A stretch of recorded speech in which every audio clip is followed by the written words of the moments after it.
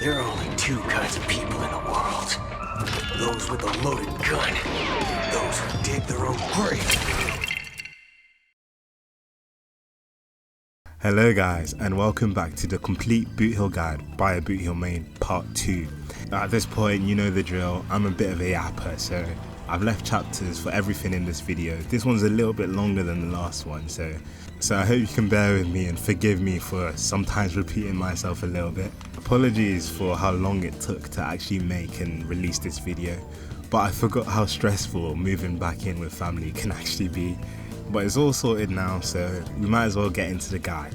This part is going to cover how to actually build a Boothill team and the pros and cons of using certain characters in each slot, as well as their synergies. There's also a brief section on Eidolons and an MOC showcase featuring Boothill's newest and one of his best teams.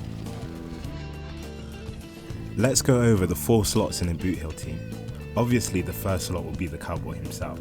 Then the following 2 slots will be a break support and a secondary break support or amplifier, usually Rame or Fugue, but we'll go into that later. The last slot is a flex slot, which is usually a secondary DPS, another amplifier, or a sustain, but we'll go into that in more detail soon. First, let's go over the break supports, the holy trinity of break: HMC, Rame, and Fugue, with a specific focus on Rame and Fugue. I've made a graphic to explain their contributions to the teams, but I hope it's not too complicated and you guys can actually understand it. So let me just go through that. The size of the dots represent the relative output of the character, and the lines represent the synergy between the different aspects. Let's look at the first 2 columns of the synergy chart. Both Ruan and Fugue E1 provide weakness break efficiency, which synergizes heavily with super break scaling, since the super break formula takes into account weakness break efficiency. However, Ruame's weakness break efficiency has greater output than Fugue's weakness break efficiency from her E1, due to it being team-wide rather than single target on skill. One of Harmony MC's biggest downsides is the fact that they don't provide weakness break efficiency, which is really important for Boothill to reach certain breakpoints and deal a lot of damage.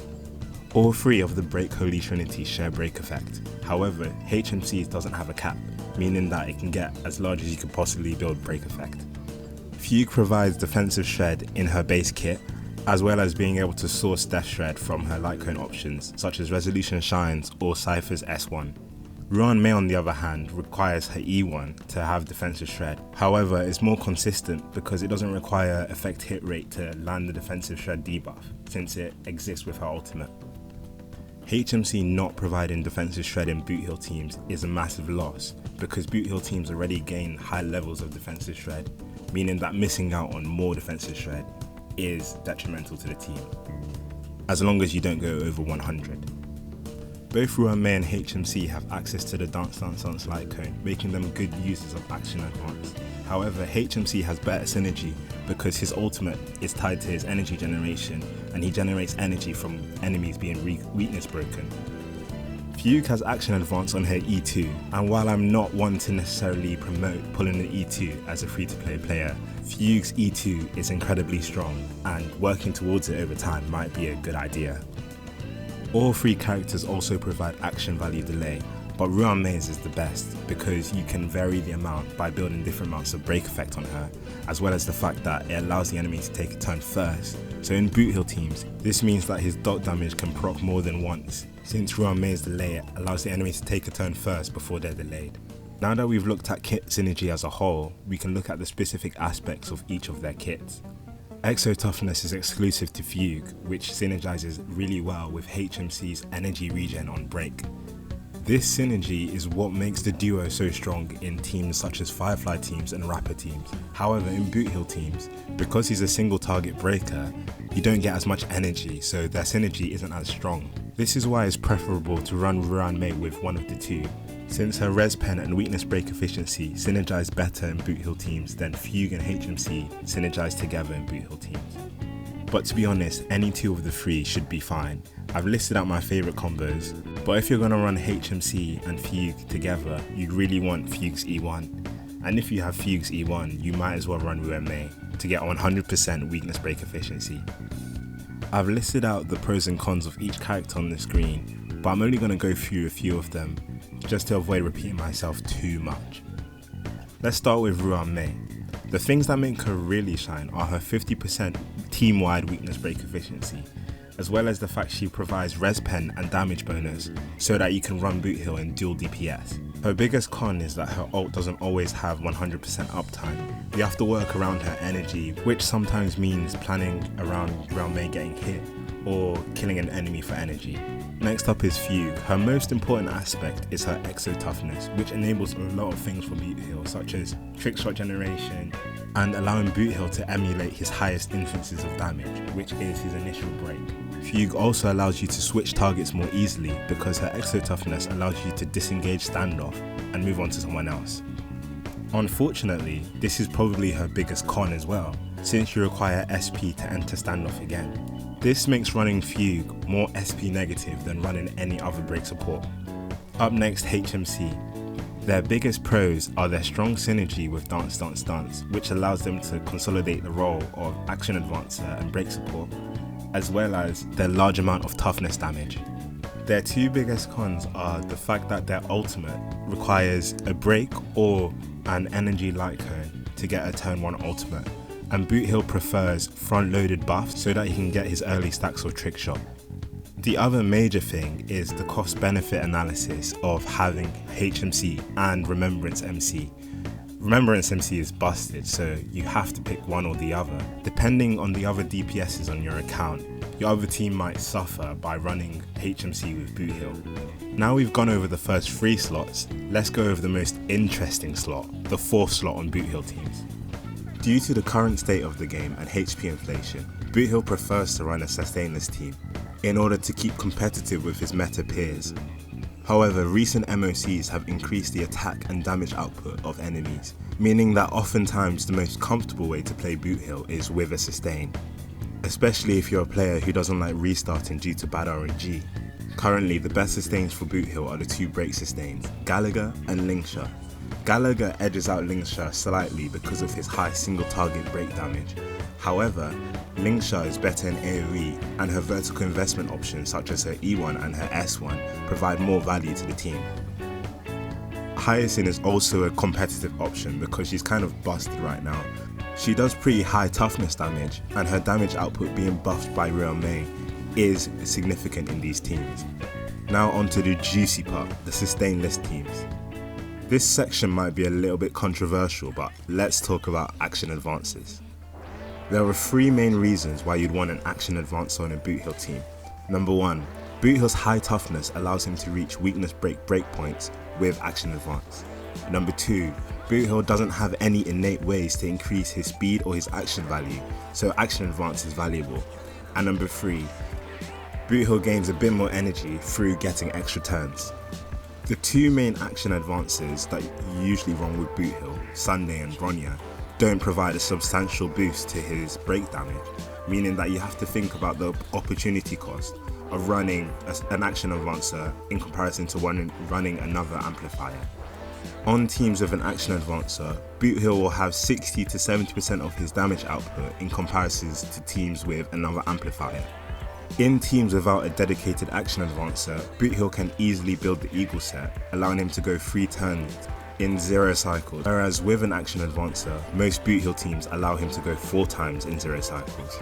However, 3 turns with 100% damage output is better than 4 turns with 70% damage output.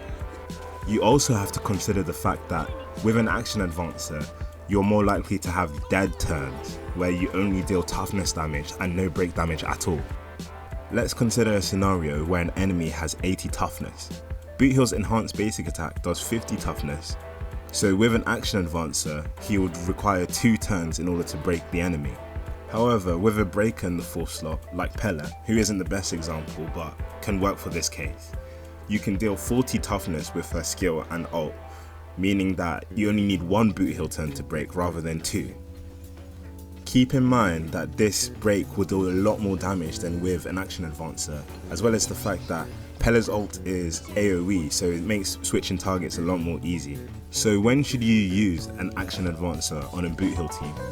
I'd consider action advances as a win more option on Boothill teams, meaning that In favourable scenarios where Boothill already shines, they allow him to shine even more, such as in favourable apocalyptic shadows where they can get him even faster clears than before.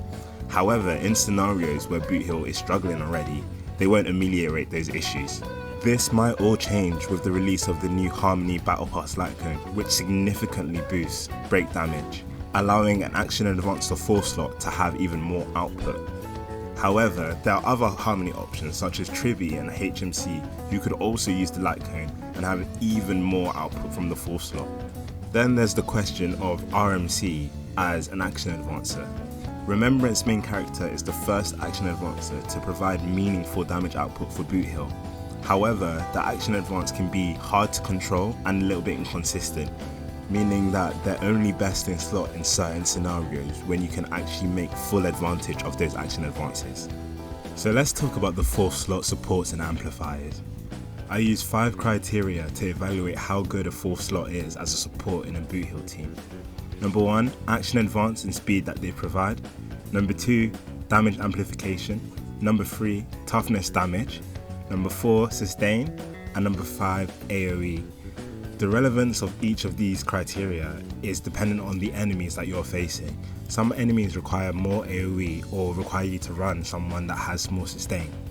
By using this as a guideline, you can figure out if any support is good or not for a Boothill team. When running dual DPS, the criteria is slightly different, since personal damage and kit synergy are some things that need to be taken into account. I've created a tier list on my favourite 4th slot options in Boothill teams. Hopefully, if you have the same taste as me, you'll find some value in it. So we're just going to go through some quick pros and cons of some of the better 4th slot options. Similar to before, I'm going to try avoid repeating myself in this section to make it as quick as possible. Sunday's biggest positive is that he's the gold star standard for action advancing in the game, and Boothill loves a good action advancer. His biggest con is the fact that when you run him with Fugue, you're going to need his S1 to be SP positive because you're going to use a lot of SP every single time. Bronya's biggest bonus is the fact that her E2 and her talent allow you to do some really interesting speed tuning setups that aren't possible with Sunday. Her biggest con is her SP negativity and the fact that her ultimate takes a while to come online. Tribby's biggest positive is her massive amount of damage amplification and sub DPS. Her biggest negative is that Boothill lacks the AoE to naturally battery her energy passive, as well as the fact that she's probably wanted on your other team as well, especially if you're running a character like Castoris. Cypher's biggest pro is that her kit synergizes very beautifully with Boothill, and she does massive single target toughness reduction. Her biggest con is that her kit uses true damage and vulnerability, which relies on your other teammates to provide good quality buffs in order to get the most value out of it. So if you have an under-invested Royal or Fugue, your Cypher will also end up suffering. As for Pella, her biggest positive is the fact that she easily allows you to reach 100% death reduction. Her biggest negative is the fact that she allows you to easily reach 100% death reduction and overcap a lot. So she ends up not having the same amount of output on Boothill teams as compared to other teams, and the same goes for buffed Silver Wolf. Both Gallagher and Lingsha have amazing sustain and excel when you're against fire weak enemies. However, the damage amplification they provide is just not enough to justify the slot that they've been given. Now it's time to go over the pros and cons of the dual DPSs. The first one up is Anaxa, one of, if not the best 3.0 DPS that you can run with Boothill. His biggest pro is his massive personal damage and massive amount of toughness reduction, whilst also buffing the team with his S1. His biggest con is the heavy RNG of his toughness reduction due to the bounce on his skill, and the fact that, according to early leaks, the synergy between Anaxa and Ceredra might be so strong that running Anaxa without her would make him lose a lot of value. Next is my personal favourite dual DPS choice. The best thing about running Acheron with Boothill is the synergy that Boothill has by supplying debuffs for Acheron, allowing Boothill to be one of the best Acheron batteries in the game. On the other hand, Acheron doesn't provide any buffs for Boothill himself, only acting as a breaker on his teams. Up next is Rapper, whose biggest pro is her massive amount of AoE damage, and the fact that her core kit actually scales really well with Boothill's teammates Ruame and Fugue. Rapper also provides a really minor buff in her kit for Boothill. On the other hand, because they're both break DPSs, both of their highest instances of damage come from the initial break, so they'll be fighting each other to see who can get that break first, which can be an anti-synergy.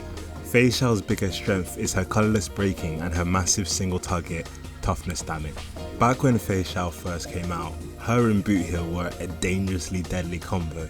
This was because the single target environment made them shine really brightly. However, now we've moved into more of an AoE meta, it can be a bit rough trying to get them to work. Let's have a brief discussion of how you would build some of Boothill's teammates. If you're running a Harmony character with Boothill, you usually want to run them on 4-piece Watchmaker, as well as the Dance Light Cone or the new Battle Pass Harmony Light Cone. The speed tuning is dependent on how long their buffs last and if they're an action advancer or not. If you're running a Nihility debuffer, you would want to run them as fast as possible or using the Eagle set and Sprightly Von Whack to ensure that their debuffs are applied early so that Boothill can get early stacks of Pocket Trick Shot. The best light cones are ones that enable you to get to 100% defense down, including Resolution Shine's Pearls of Sweat and Cypher's S1. But once you reach 100% def down, Fugue's signature light cone as well as Jailed Chill's signature light cone enable you to deal a lot more damage. As for Boothill himself, I went over the builds in the last video, but for light cones, he really wants his S1 just because the defense down synergizes too well with his kit. If not, the Mose light cone, Shadowed by Night, should be a suitable alternative. So now it's time for another controversial topic, Boothill's Eidolons. Maybe it's just the free to play in me, but I honestly don't think that his Eidolons are worth it. I often make the joke that his teammates are his real Eidolons. Fugue acts as a replacement for his E1, Sunday or Runya's S1 as well as Watchmaker set act as his E2, and Cypher is like a budget black market version of his E4 and E6. I do think I'm understating their value here, so when are they actually worth it? Boothill's E1 used to be a really good quality of life Eidolon, but with Fugue, sometimes it can do literally nothing because you can get one stack of Pocket Trick Shot a lot easier, and on teams that you already reach 100% def down, it does nothing for his damage. However, in teams without Fugue, or in teams where you're getting close to 100% def down but you're not quite getting there, his E1 can be quite valuable. As for his E2, it really enables his dual DPS playstyle, since it allows him to pretty much be SP neutral, enabling his other DPS to use more skill points. Boothill's E4 is a minor increase to his damage and survivability, but you can get more value out of pulling a Cypher, who reduces enemy damage by 10% and gives you 40% vulnerability instead of 12%.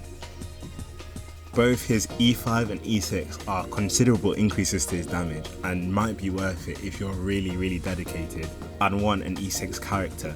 However, modern day E2 such as Final E2 and Caster's E2 are absolutely broken, so you need to ask yourself if it's worth saving all the pulls for that.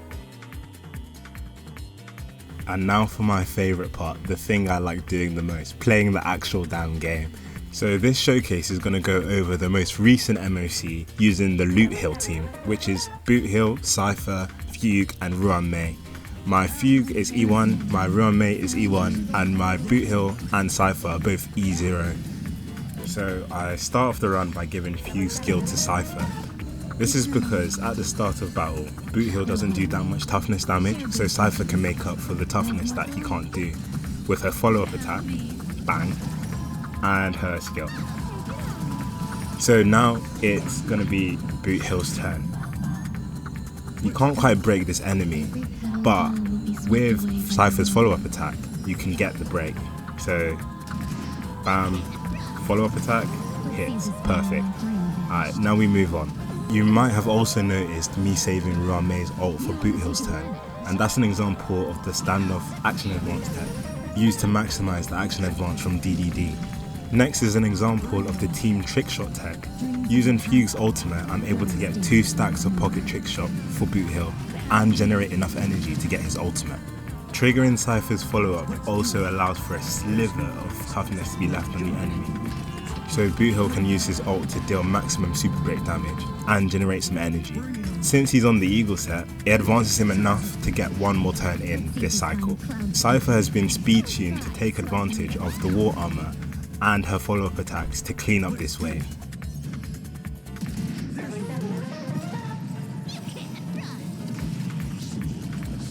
There's something about that that's so satisfying. I immediately ult on Cypher to deal some toughness damage and build up energy for her next ult this wave.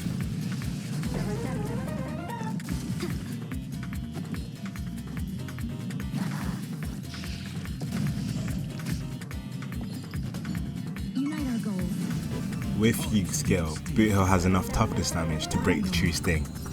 There's no reason with you those below gun.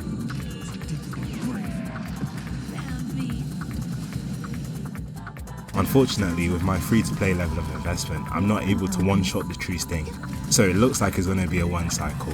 Since I know I don't have quite enough damage to get rid of the true sting, I'm going to start focusing on the horse.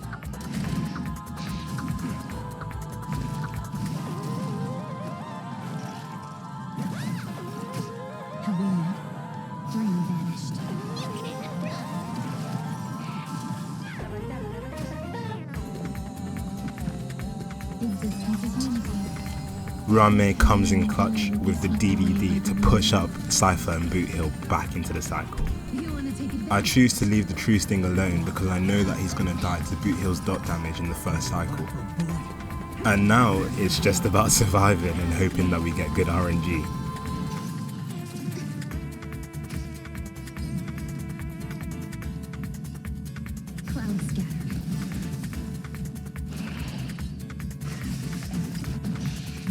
Dreams of a past life are now. Let us dance once more.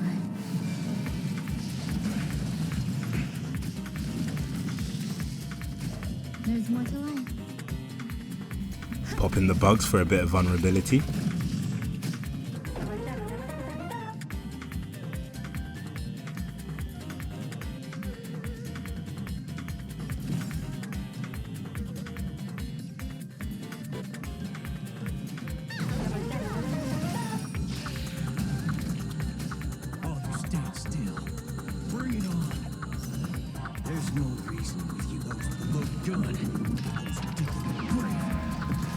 Boothill and Cypher just feel so right together. I don't know, there's just something about it that just hits different. And the car comes in to finish it off.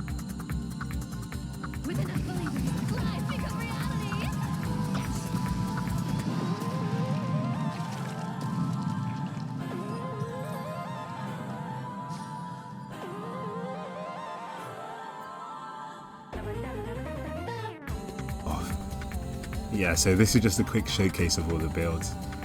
I think it's more important to pay attention to the speed tuning rather than the stats because a lot of them aren't really up to scratch, but I hope you enjoyed the showcase. I want to post Apocalyptic Shadow and Pure Fiction as well, but this video is already way too long, so maybe in a separate video I'll just do a showcase that goes over all of the modes and just shows what Boothill can do.